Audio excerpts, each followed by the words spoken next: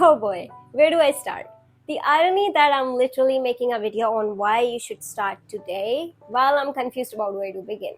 I think I can make videos in 1,000 ways, and I'm still not starting because I think I can make it more perfect. The irony. But that's enough self-doubt for today. Let's go! And the stars to me.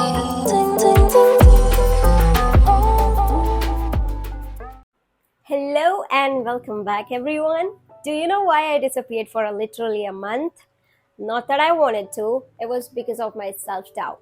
I had a self-doubt in my videos, the way that I edit them, and I felt like I can perfect it even more, and that's why I started taking a video editing course. And I'm not saying that I would stop. I'm still going to learn a lot, but that doesn't mean that I need to stop whatever I'm doing right now at this moment just to learn and come back. That was the biggest mistake. I guess one of the biggest mistakes that I made in my life. So we are merely human people. What do you expect? So here's the thing. I recorded a video almost last month, and then I felt like trying to learn a lot more in a day instead of just improving a little bit. Maybe even if I improve myself 1% with each video, I think that's more than enough because you're progressing and you're upgrading, not degrading. But I guess we need to have these realizations on our own to actually understand that it matters. And now that I finally thought about simply posting videos, no matter how they come out to be, what matters is my content and the way I speak to you guys, what I deliver to you, and above all, what you take from it. You do not need any fancy animations. Yeah, maybe you do. But I mean, you don't need it when it comes to learning something. You want it because it's fancy, but okay, this is not mandatory. It's optional to have those effects in your videos. And if I had a gaming channel, sure, why not? If I was a beauty influencer, maybe I would need more filters. But now that I am having these candid conversations with you, I don't think I really want to stop making videos to learn something and then come back and do the same thing again. But in the end, you guys are here for the content. I don't know why it took me so much time to understand that. I think I can do this while I'm making videos, while posting things on YouTube, and still gradually learning things on the side. And then applying them to my current videos and being excited about what's going to happen next. That's what I mean when I said you should start today, because it took me a month to finally have the courage to post some videos that I made a month ago just because I wanted to learn some new editing techniques. I just wanted to present those videos to you just like you're watching a Marvel movie. But that's not possible in a day, and I feel bad about it. I'm not saying that I didn't learn anything. I am a work in progress, but that shouldn't stop me from doing what I love, which is taking too much or just discussing things with you guys. So now tell me, do you feel the same way? Do you ever felt like you were doing something, for example, writing your first book, and then suddenly you felt like you don't know what to do next, and you stop? And you felt like I should learn how to write a book entirely before I begin. But let me tell you, that's a harsh truth, okay? There will never be a single day when you can confidently say that you know everything in this entire world now.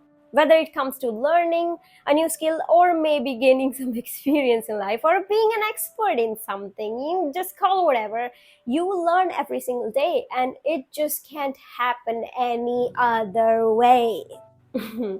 Even though you have a degree in marketing and you get a great job and you're doing everything you can, you still have a lot of potential in you to learn and then expand your horizons a little bit more.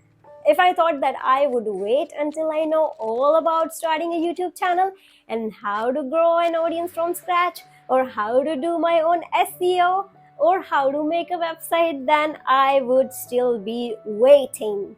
And I actually waited a lot. But look where it got me. I am just here thinking about my life problems and regretting a lot of things. I don't want you to be here. I mean, not here as in a video.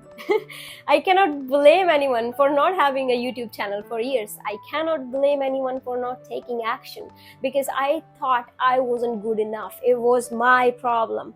I seriously cannot blame my financial situation or unexpected circumstances or situations because taking action doesn't need any of that. Okay, back in 2017, when I started writing and wanted to make a career out of it, I knew I had to start somewhere. But my phone, I didn't have a phone. So my phone wasn't allowed in my household rules. It might be weird to you, but it happens in a lot of Indian families. We don't get a phone until we are graduated or maybe even married. Sometimes our parents are like, you want a phone? Take it from your husband. It's unbelievable, but I know it's true. You can relate. You can. So if I wanted, I could stop. I didn't have to force myself to write or request for a phone, so I can use those amazing notes or maybe wanting an internet connection so I can watch some courses on YouTube or maybe some memes on the side. So I found a different way. I found knowledge in books. Whenever I had the opportunity, I always used to buy some books instead. Fiction, non-fiction, regardless of the content, whatever that is, what matters is the fact that I was willing to learn. And if I waited for a perfect moment where I could have an internet connection or I could get a phone, don't even remind me. So I can access YouTube or Google for free resources, then I would have wasted a lot of years. So what if I didn't had Google Docs, which are amazing and I use them right now? And guess what I had? Pen and paper. Yeah. And people did used to write that way. They did, right? And you really don't have to complain about everything in life. For once, that's exactly what the problem is. People tend to focus on what they lack rather than what they have. And that's the entire cause for your problems. If you truly want to do something, then obstacles never matter. I have seen children, especially poor children, gaining their dream job by studying under a street light because their family couldn't afford electricity bills. I have seen older people living their dream life and still learning because they couldn't do it in their younger times. I have seen people getting successful in their 90s and not focusing on the fact that they could die any day because that's not something you should think about. I think it's all about the perception. I've heard it somewhere that you don't see from your eyes, you just look. It's the heart that sees things. It's your heart that tells you that it's time to start moving in the right direction. And meanwhile, the heart is complaining that I have to pump blood if that wasn't enough. It just reminded me of a dialogue from Rachel in France. She was like so irritated from her pregnancy, and it was like, you, as if you haven't done enough. Okay, moving on. I still understand that some people have struggles, and while it's easier for me to say that you can start anytime, but I don't understand what situation you're in. But whatever the case is, I can only give you these top 3 advice. Top 3. Take it or leave it. If you can understand today, maybe you will understand it tomorrow. But either way, you will come around. And I hope that's sooner than expected. Advice number 1. Start doing things differently. If you keep on doing the same things as you used to, then you will keep getting the same results like you used to. It's pretty simple. If you keep complaining about life not being the way you want it to be, but you're doing the same stuff every single day, you're repeating those miserable patterns and expecting a different result. If by doing the same things again and again, but expecting a different result, if that isn't stupidity, I don't know what is. How could you complain about gaining weight while all you do is eat potato chips and watch your favorite Netflix show?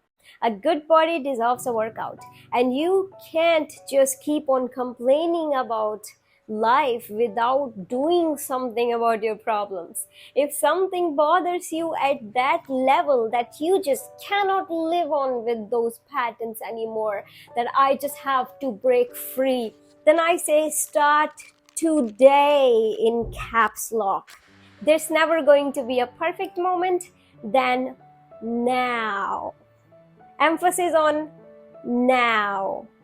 Okay, advice number 2, accept your imperfections. Don't let your limitations hold you back. It's just not worth it. Just like I was holding myself back, thinking that I should master video editing before I can come and talk to you like I'm talking to you right now. But here I am with the disappointed face. Yeah, this face right here. And a waste of time, wishing I could bring back that time, but I cannot just keep on regretting that, can I? What has already passed is not in my control. What I can do is to embrace my imperfections and keep on learning stuff while doing whatever I'm doing right now, even though it's not perfect, but we all start somewhere. And I've never seen a single person in history who has made a masterpiece without accepting their flaws or making mistakes. A classic example is the author of Harry Potter series, J.K. Rowling, my favorite. I've heard that she was rejected by publishing agents many times. If anyone was her, then they would stop. But she didn't. She knew she wasn't perfect, but she believed in herself and her work, and she never settled for less. She never even thought about that. These are the kind of people who should be a role model for you, instead of those celebrities who just pick on a branded purse and just walk down random stairs and you're like, oh my god. But sadly, the society doesn't work that way. And here's advice number 3, start right now. If you would have waited to be the best at what you do, then you would never have started. If you would be one of those people who think that I have to be perfect or I don't exist, then you're going to be in the wrong lane. There's a certain kind of freedom in this present moment. You are not sad in the now. You're not doubtful at this moment. Perhaps you will think about it, but the moment has passed and it's past now, not present. See what I did there? Maybe you were sad before, but not at this moment, are you? That I'm speaking to you right now. When you start to understand that present moment is the most powerful time there is, and anything else can wait, no matter if you're worried about your future or maybe you're regretting some decisions that you made in the past. If you keep on thinking about those actions, you're ruining your present, and present is a gift. If you keep on relying on your past memories, then you're wasting this present, this precious present. Think about it. This moment right here, right now, is the perfect moment to start doing stuff without thinking about those regrets that you had in the past and the future endeavors that you haven't met yet. If at this present moment you decided to think about the past, then you wasted it until this present becomes the past. Wow, mind blown. I should be a diplomat. And if at this present moment you decided to think about your future and all the things that you are supposed to be doing tomorrow or maybe a month, then you still have wasted this present moment where you could be doing something better. It's a little complicated to understand, but since I've read The Power of Now, I know what I'm talking about. By the way, if you are sick of reading books or listening to audiobooks without a pause or time for realization, because ultimately we read books to learn something, right? We don't read them to just let them go and move on to the other things, or for the sake of quantity, because like I read that many books. What about you? So if you can relate to this, I invite you to listen to my podcast, Kreative with Khushboo, Kreative with a K. This is a podcast about reading books, but not like other people. I don't like just to read books. I give you the time to understand the concept and realize things, or take time and take life lessons that you can hold on to forever. I never liked the idea of simply reading books and just letting them go, flipping pages and never coming back. And when it comes to audiobooks, they never stop talking. They just start at chapter 1 and little did we know it's ended, and you never even had a moment to wait and actually take some pointers for yourself and like what was that book was all about. I don't know about you, but I like to stop between pages and daydream about stuff. If it's about non-fiction, I need some time to process what I've just read. I need time to understand and actually use it in my real life, because in the end, we read books so we can learn something. I need time to relate it to my own situation. I love to understand concepts on my own. And I think the actual beauty of reading books is the fact that we understand different things from the same concept. Take my situation, for example. I previously talked about my phone problems, that I didn't have a phone, remember, until I graduated. But nowadays, the iPad kids are frustrating. Okay, so right now, they would never relate to my problem because it's natural for them to have a phone or tablet in young age. So that realization will be different when it comes to talking about how we should use technology to our advantage. And even though people say that you can't really learn from fiction because just a story, I think it has its own beauty as well. If you see a couple in relationship or madly in love with a protagonist, then you can understand it differently based on your own experiences. Maybe you never liked the concept of soulmates, and now it's ridiculous to you when it comes to reading about destiny and stuff, and we are meant to be together and blah blah. But on the other side, some people would consider it swoon-worthy romance, like, oh my god, they're so cute together. Why can't I get a boyfriend like that? So you see, it's different for everyone, and that's why it's really important for us to actually understand the core message hidden behind those book pages that we just flip mindlessly for no reason. So if you want to join, currently I'm reading Still Like an Artist by Austin Kleon. I won't talk too much about it because I'm pretty sure you will check out the podcast. You will, right? I would love for you to be there. And if you love that, make sure you follow me on Spotify and wherever you're listening. I will be bringing in more books for discussion, even the power of now if you want me to. I mean, that's amazing. I have it actually. I have that physical copy. I love that feel of books. So don't forget to check out the description and it will redirect you to Spotify. And I'll see you on the other side, the creative side. Okay, I think that's it for today. If you love these candid conversations and you learned something new when you talk to me, or maybe had that boost of motivation to start working on your dreams or your dream project today, then make sure you hit that like button and subscribe to my channel for more content like this. It just motivates me to make more videos for you, and I am just loving it. I hope to post at least 4 videos a month, every Sunday maybe. I don't want to feel like making videos is important to me, like it's too much work, because that way I'm less likely to stick to it, and I don't want that. I believe in romanticizing my life to actually stick to what I like to do. Even if I enjoy my skincare, that's some topic for some other day. But before I go, if you're interested in changing your routines and romanticizing your life so you could stick to what you have to do for longer, then I will link down that video in the description as well. Make sure you check that out whenever you feel like it. I think I have spoken enough. I just feel like making a coffee for myself and just watch my favorite Netflix show, because why not? I have a phone, I have a phone. Okay, bye.